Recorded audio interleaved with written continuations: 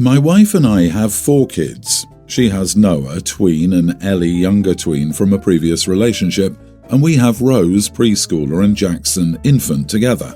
A couple of things important to mention are that my wife has another kid, Ava, teen, also with her ex, that lives with her sister, and that her ex moved back to his home country after the divorce and has nothing to do with the kids.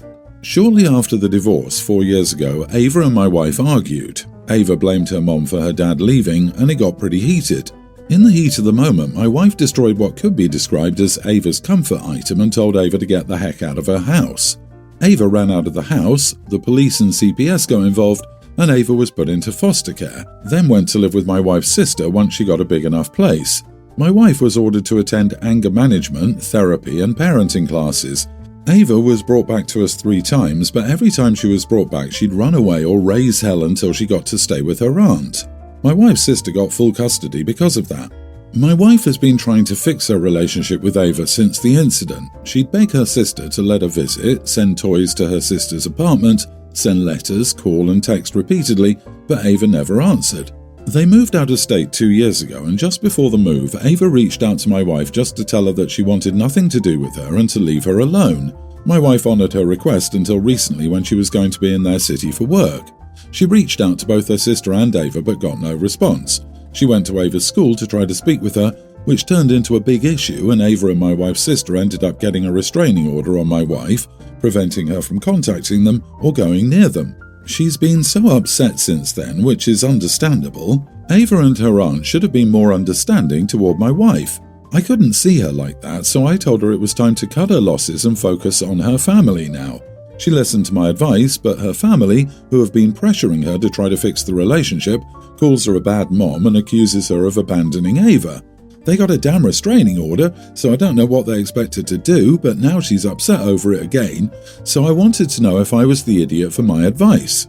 Ava and her aunt should have been more understanding towards my wife. You are the idiot for that line, and for having a toddler child with a woman that was only divorced 4 years ago. Add 9 months for the pregnancy, definitely sounds like you were likely an affair partner. I gasped. I didn't even notice this. Oh crap. How did she lose custody of Ava but Noah and Ellie remain in her custody? I would think that CPS would remove all children from her care if one of them went. Am I crazy? Maybe Ava discovered the affair and told her dad, and Mum went psycho on her instead of blaming herself for her own actions.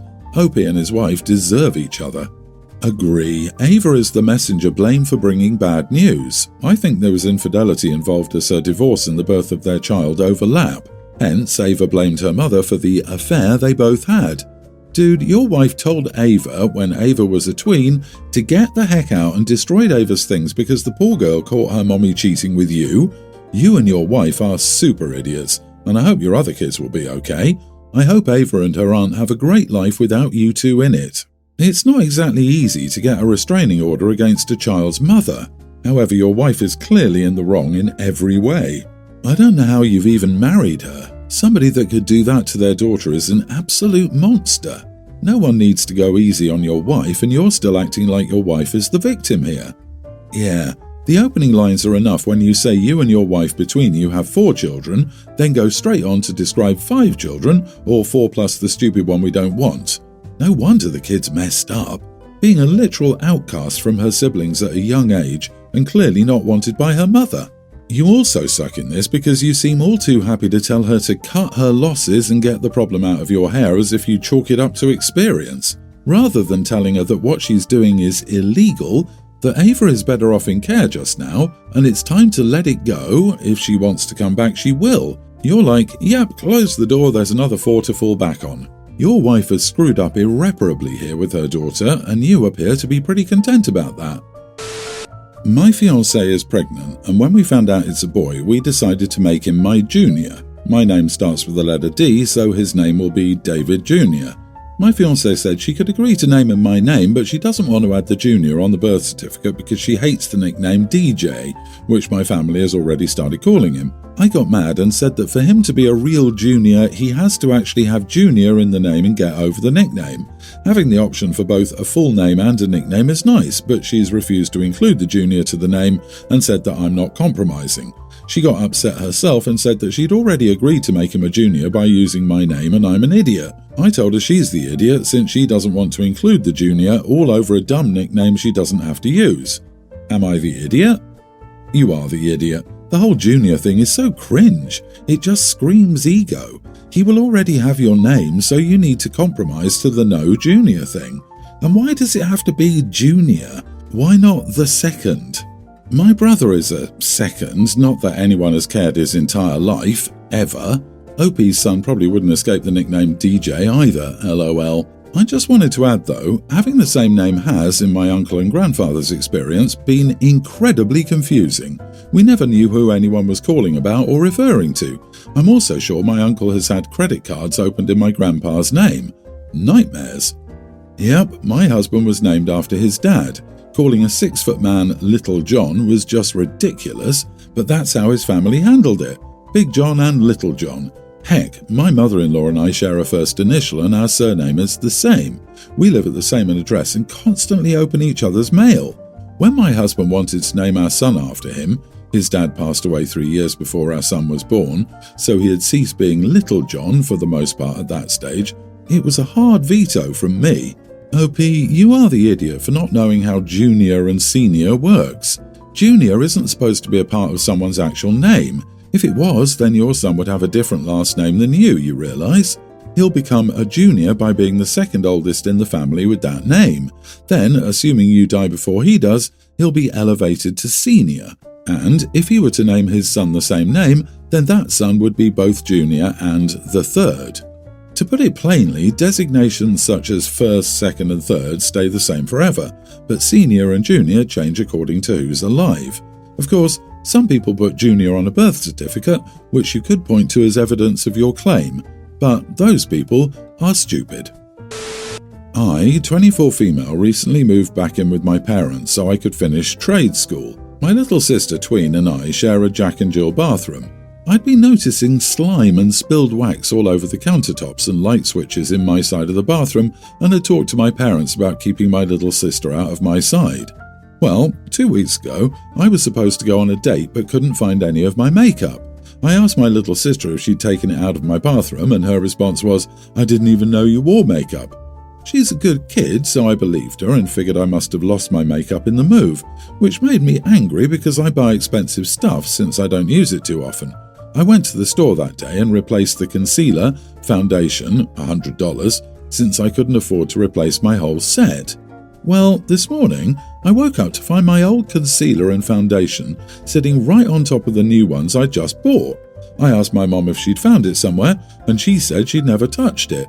It was pretty obvious that it had leaked or something because there was makeup all over the outside of the bottle, and it was way more empty than when I'd last had it. My mom immediately thinks that my little sister took it and goes into her room to snoop around. The next thing I know, my mom starts tossing the room, and I'm trying to get her to stop when she finally dumps out a drawer with not only my makeup but a bunch of makeup of my mom's that's gone missing. My sister had taken 2 makeup palettes of mine I hadn't even opened yet, brushes, lipstick, eyeliner, basically everything. On top of that, my mum found open containers of slime and paint that had seeped into the carpet and other crap she'd stolen from around the house. All of the makeup she took from my mom and I were destroyed, the palettes were mixed together and cracked, brushes had paint in them, lipstick mashed, and everything was covered in slime. When my parents and I confronted her, she denied everything, even saying she didn't use any makeup when it was an obvious lie. My parents have grounded her for a month, no phone, no electronics, and have offered to pay me back. But I don't want them to pay me back, I want her to pay me back. She stole and destroyed nearly $200 in makeup and lied to my face about it. The worst part is I've only been living here for 3 weeks. Her birthday is coming up in 2 months, and I'm wondering if I would be the idiot if I made her use her birthday money to pay me back. I feel like taking her birthday money is cruel, especially because it's the only spending money she gets all year, and my parents have suggested chores, but what chores will she do for me to pay me back? I do more chores than her and I pay rent. You are the idiot. The decision of how to punish your sister belongs entirely to your parents, not to you. You can make suggestions, but that's it. Your mother has offered to replace your makeup so you will be made whole. The fact that you want to be made whole by a tween with very limited access to money or the ability to earn money is not realistic. Again, you shouldn't make your sister fork over her birthday money. You are the sister, not the parent. The real question is, what is going on with your little sister that she's stealing and lying? She's acting out for some reason. This child needs support and help, probably therapy to get to the bottom of this. Stealing and lying like this is most often a symptom of another issue. It may be as simple as peer pressure, but it's also commonly associated with depression, anxiety, OCD, etc. Maybe bullying at school for her appearance, hence stealing the makeup or something? I have a little sister, and the most likely cause is that she watched one of those TikTok videos where they mix slime with makeup while destroying it. Just looking at those videos, you know the target audience. She might have tried to replicate those and then lied because she knew it would get her in trouble. My girlfriend, Abby, 31, and I, male 33, have been together for a few months, and this Easter I was going to introduce her to my family. We haven't moved in together yet. Abby is quite smart, she has a PhD and works in her field. I only have a BA, so you can imagine my surprise when a hot and smart woman wanted to date me. Anyway, I digress. Abby's passion is writing, although she's never allowed me to read anything she wrote. She dreams of writing a book and says she's practicing and trying to draft things. One day I was staying over and fell asleep, and she went to her office to write. When I woke up, I peered over her shoulder when she was writing and saw names that sounded familiar. I asked her about this, and sure enough she admitted to writing fan fiction. Apparently she already wrote 100,000 fan fiction and is working on her third one.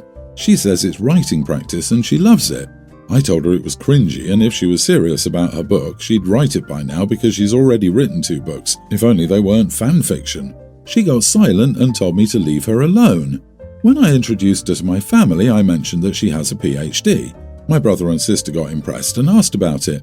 Abby tried to tell them, but I interjected and told them not to be so impressed because she wastes her time writing silly fan fiction, so I don't know how she even got her doctorate. It was meant to be a joke, but Abby was angry. She called me an idiot. She wouldn't talk to me for the rest of the day and asked me to drive her home. I tried to come in, but she told me she wanted to be alone and write her fan fiction. I told her she was childish, but left anyway. I haven't heard back from her since then. I told my sister, and my sister agreed with Abby. I tried to call Abby, but she texted me with idiot and nothing else. My sister thinks I owe Abby an apology, but I don't think I did anything wrong, and yet Abby is annoyed.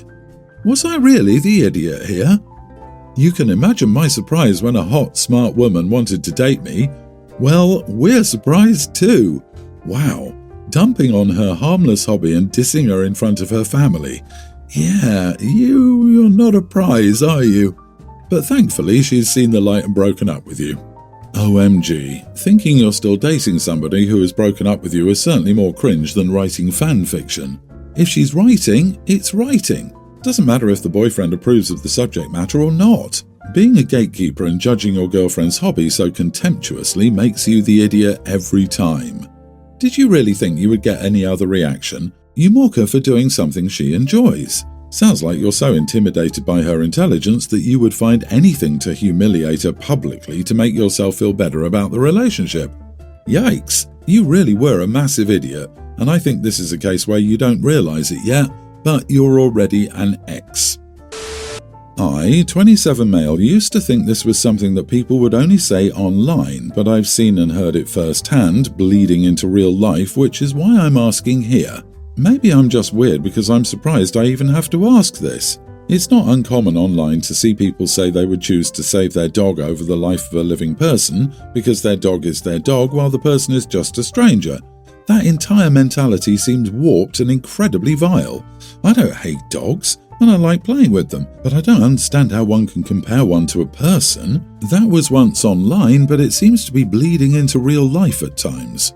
Yesterday, a family friend was telling my family and my brother's girlfriend, Mary, 25, how her son is having major medical issues which could ultimately take his life, and how she and her husband were not dealing with it well at all. My brother's girlfriend said, "I understand what you're going through. When Kennedy, her dog, needed surgery, she didn't know how to deal with it and was a mess."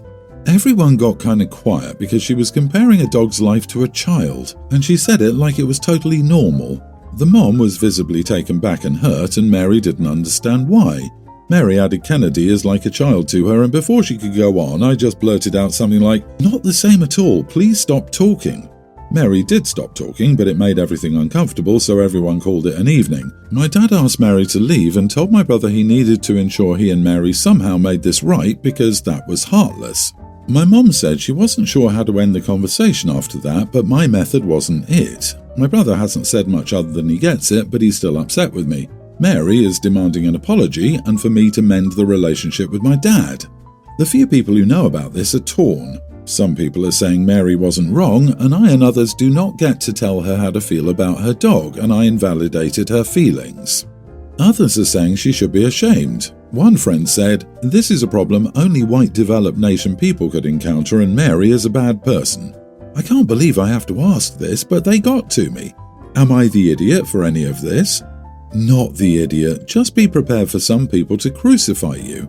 I've lost a child as well as dogs, and let me tell you they are not comparable. Not in the slightest. Mary even having the gall and thoughtlessness to bring it up says more about her than about you for saying something to her. I'm glad you spoke up. OP even said please, which is probably more than Mary deserved. I'm a pretty damn dense dude, but even I'm not that thoughtless. Why would you be responsible for mending the relationship with your dad? He's the one who asked her to leave because of her comments. That didn't have anything to do with you. Grief or pain is not a contest. I think Mary lacked empathy. There's no way I would ever tell a parent of a young child in that situation that these two things are somehow comparable. It has much less to do with dog equals human being and more to do with actual empathy, where you don't try to one-up the grieving parent or engage in some half-baked competitive victimization. That is some major idiocy. You shut it down. Someone needed to, since she was obviously clueless.